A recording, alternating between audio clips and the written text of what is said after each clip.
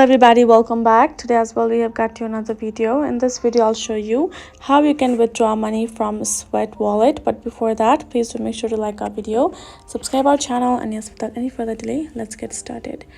So for that, first of all, simply go ahead, open up your Sweat app on your phone and make sure you do have some balance left out. So once you're in the home section, this is how it's gonna look like.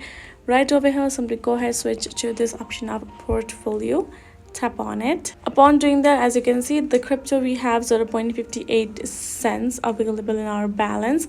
And if you see below in the Sweat, you can see $40.87 and near Wu, USDC, etc are available. So for you to convert them to real money, you simply have to exchange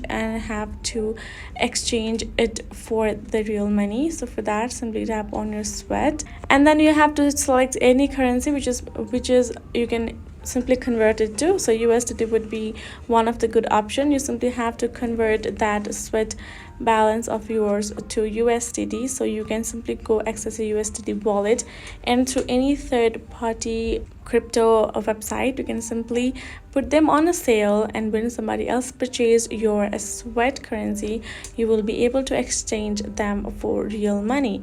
So that's how it works again.